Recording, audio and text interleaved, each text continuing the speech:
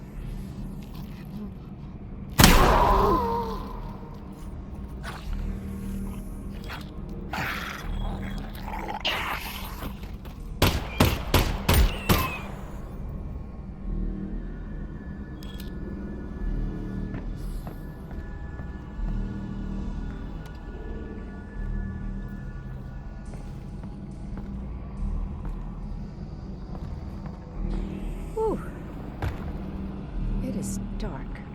Everything all right? Nope, I'm good. I'm good.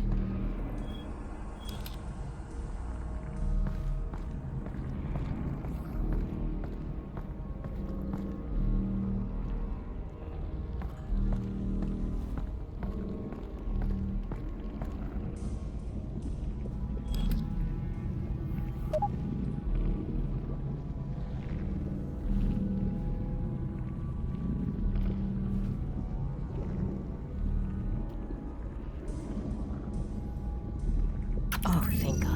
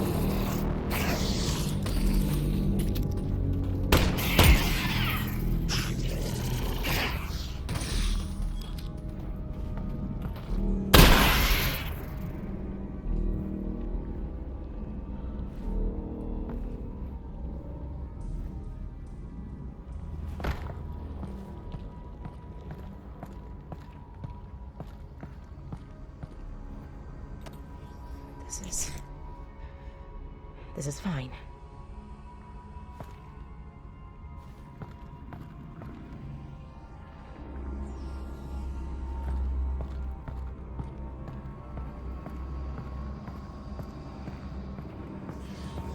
It's really dark. Russ, Yeah? can you just talk About what? about anything? Literally anything. Well, I think that given our situation, your irrational fear of the dark is actually quite appropriate. You know, I can give you easily 100 reasons to be terrified. Okay, that was my fault. I'll be more specific next time.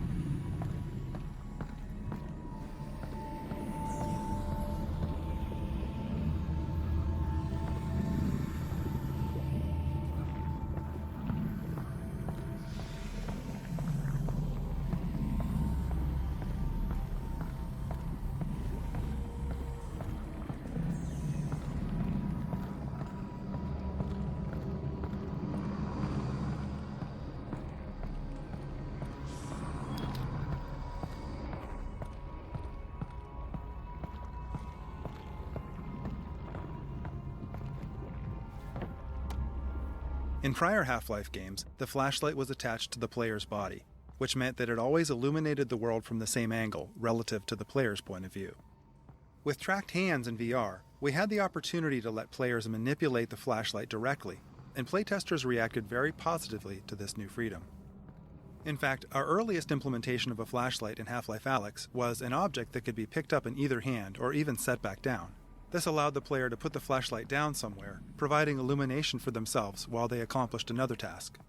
Unfortunately, this presented the possibility that a player could leave the flashlight behind, which would have been a game-breaking scenario. Implementing the flashlight as an object that players had to hold also prevented them from holding something else in that hand, which was tedious to manage and simply too punishing of a trade-off. In particular, it meant that weapon reloading was a nightmare, because the player no longer had a free offhand to perform the reload actions. In the end, we settled on a flashlight that attaches to the offhand and turns on and off automatically. This fixes the issues with reloading in the dark, potentially losing the flashlight, and has the nice side effect of not requiring the allocation of a button to toggle the light, which is especially helpful on controllers with fewer buttons. Since the automatic on-off behavior is controlled using level logic, designers could make performance and quality trade-offs in different areas of the game. After all, if a player could turn the flashlight on at any time, the rendering overhead of this shadow-casting light source would have to be accounted for throughout the entire game. On the other hand, if the flashlight is known to be off in a given area, a designer can make use of the resulting rendering headroom by increasing the fidelity of the environment in other ways.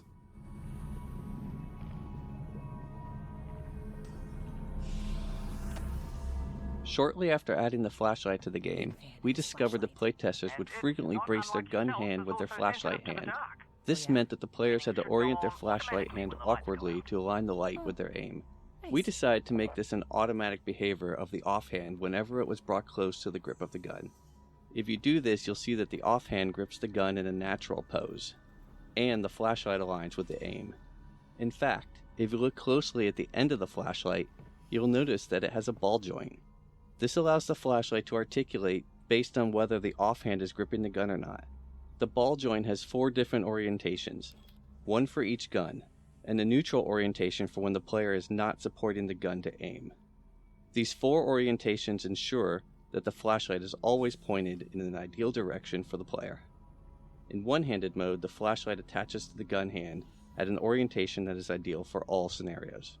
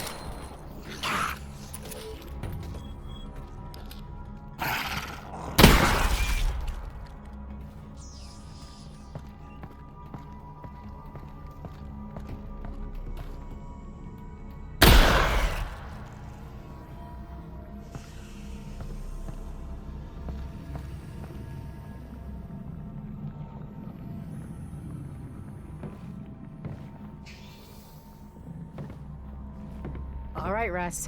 Really need you to talk again. Absolutely. Be specific. Before. What was life like before the Combine? Ah, excellent. Alyx, have you ever heard of a club sandwich? Nope, not once. Right. To make a club sandwich, you need to start with bread. Not from a bread line, from a bakery across the street. Baked that day, okay? You add tomatoes, lettuce, not vegetable paste, fresh. Then you add bacon. That's from an animal we used to call the pig. You toast the bread, and you put all that inside it. You guys had all that? That's insane. It is, and I'm not done. Then you add a second sandwich on top of the first one. You put ham in it, also from a pig, and turkey from an animal we used to call the turkey, and more tomato, more lettuce, and a bunch of other things I'm forgetting. It was 6 inches tall and weighed a pound and had a dozen ingredients from 5 different continents. It was the most impossible food item you could imagine in any age before ours. Wow. I know, right? That is... wow. Thanks. You're welcome, Alyx.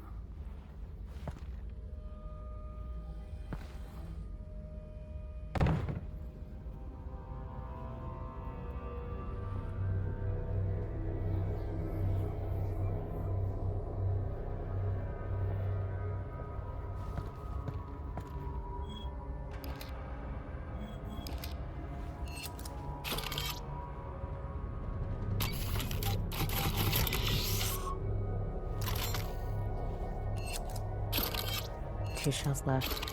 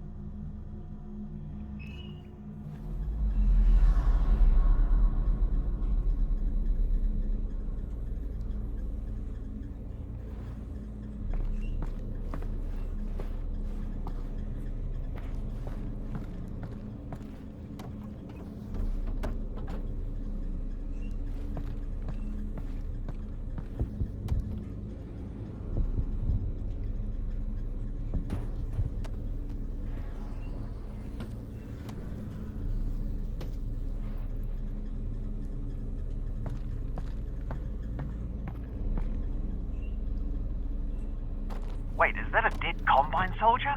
Yeah. When you guys were off stealing the reactor, I saw the Combine moving supplies in here. So, I guess they're interested in this place again. Right, we'll keep an eye out. Something's definitely up.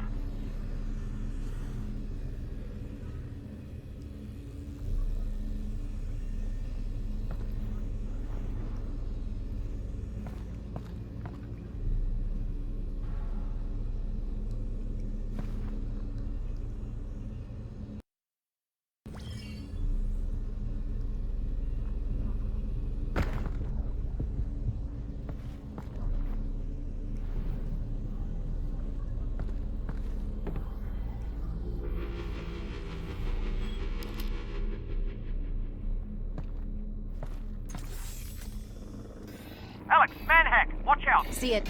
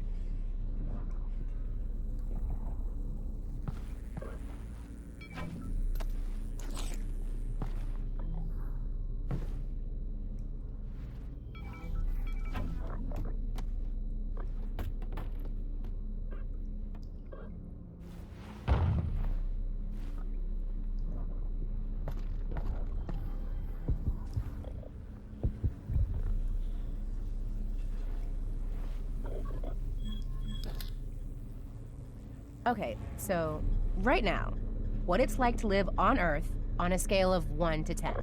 I'd say we're at a 2. Yep, could always get worse. What would you rate it before the Combine showed up?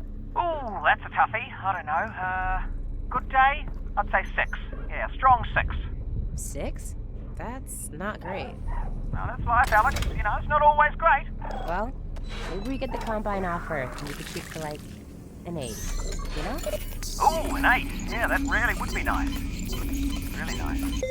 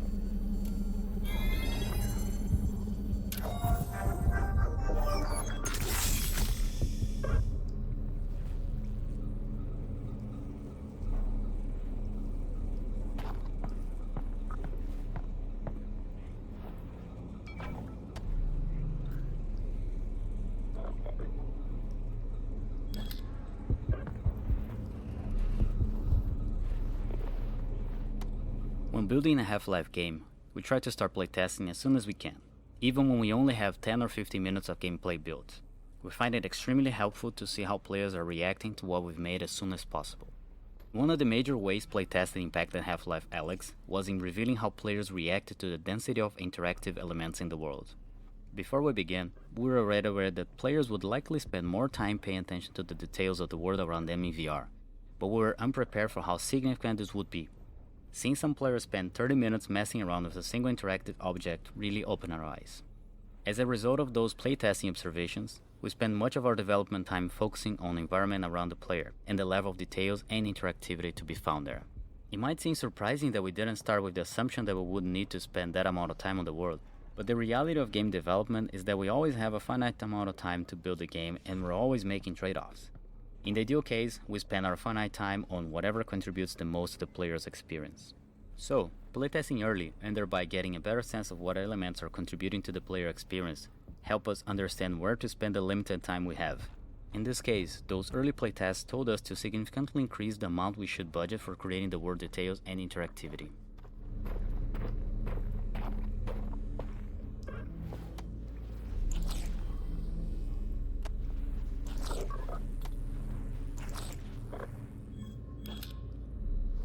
Last 4 shots.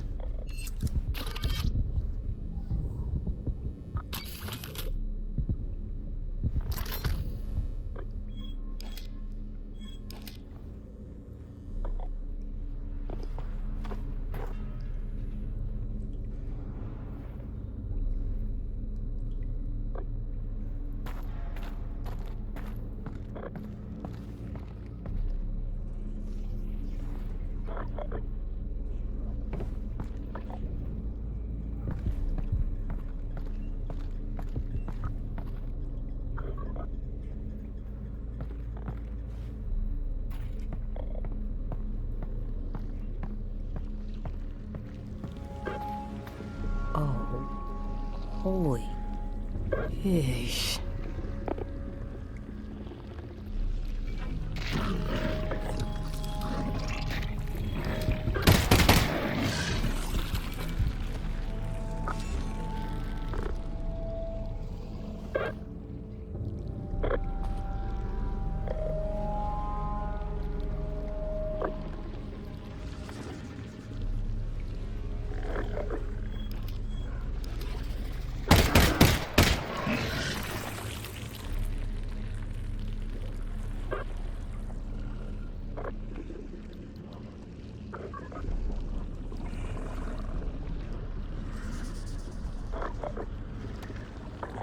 Barnacles are a unique enemy type in Half-Life Alyx in that they are static and often situated above the player's natural view direction. During testing in confined or dimly lit spaces, we often saw players walk into barnacle tongues without noticing them. One way we addressed this was with audio. In particular, we made idle barnacles emit subtle breathing, croaking, and grumbling sounds like the following.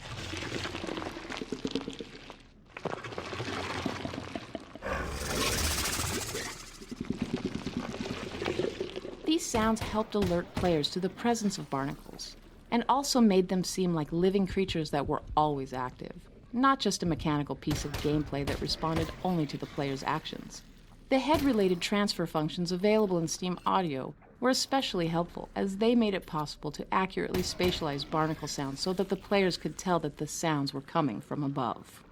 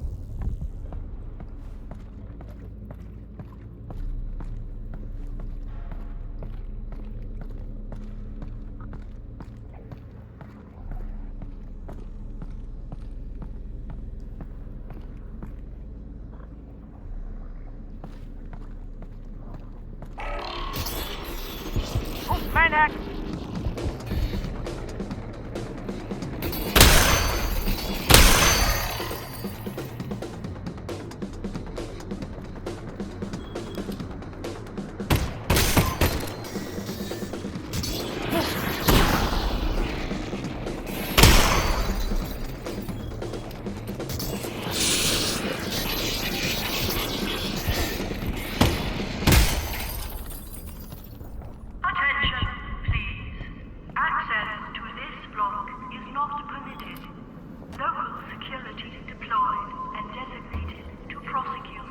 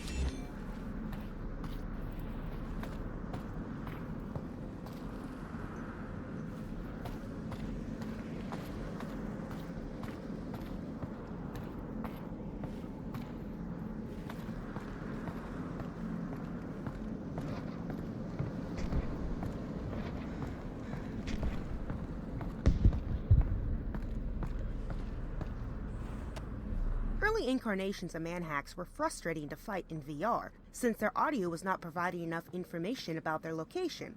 They seemed to appear from nowhere, and, even when close to the player, they lacked a dramatic presence.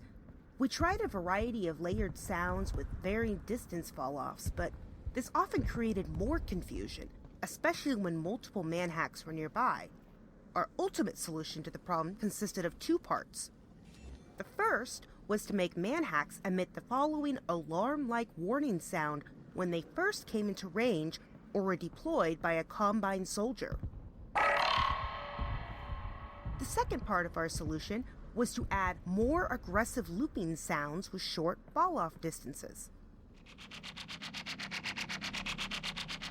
The short fall-off of these sound loops meant that this specific component of manhack's sound treatment would only be audible quite near the player. Thus, when players heard these sounds, they knew that manhacks had begun hunting them, and one or more was getting close enough to be of concern.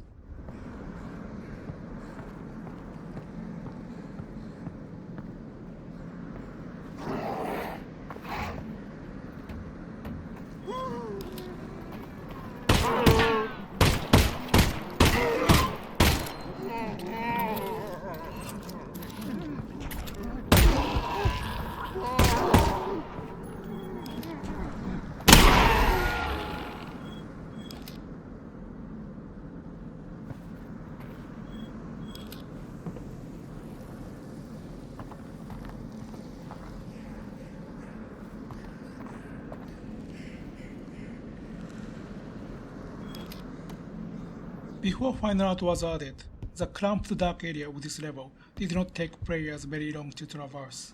But as the fidelity of the game increased, players spent more and more time getting to this point. As we've learned over the years, too much time in dark underground areas can become fatiguing to players, and this is even more significant in VR. This outdoor section provides a change of pace and a brief respite from the dark. Not only does it give players something visually different and interesting to look at, it allows them to clearly see and assess threat in open space, allowing them to get some easy kills with a little stress. It was also important to provide some variety here, as players are about to head into dark area that requires precision shooting and flashlight usage.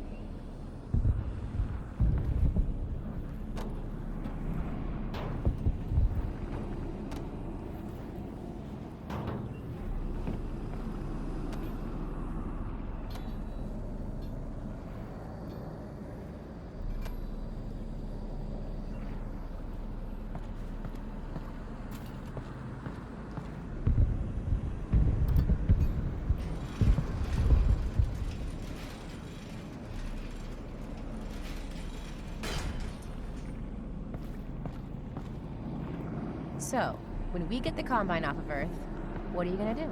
I'm going full production mode on the Russells, of course. Oh, of course. You'll be sitting on a landmine. Gold mine, yep. So here's the plan. Conservative estimate, I figure 1 year to get the world unconquered by the Combine, get them off the planet. So that's year 1, then another year to mass produce the Russells. Although, just quietly, we will need to rebuild society first, to get some basic infrastructure, jobs, money, that sort of thing. Otherwise people won't be able to buy them, So, 3-year plan. Let's slot the infrastructure thing in for year 2. Oh, yeah, definitely. You're gonna want to put that in year 2.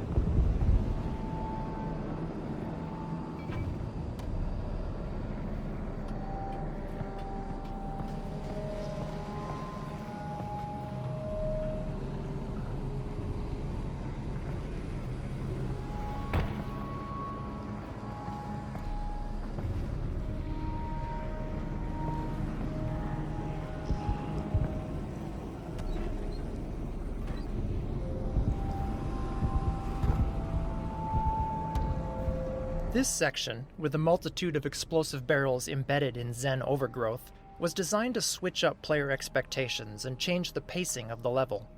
Prior to this point in the game, explosive barrels and canisters were used as offensive weapons. In this space, they're deadly to the player. If a barrel or canister does explode, it sets off a fatal chain reaction. This change in priority forces players to aim carefully and adds intensity without combat. This has the positive side effect of training players to utilize the pistol even more effectively. While the automatic alignment of the flashlight with a braced weapon is useful in direct combat, in this section we observed players taking advantage of the decoupled weapon and flashlight as they illuminated and targeted barnacles in the intricate Zen foliage overhead.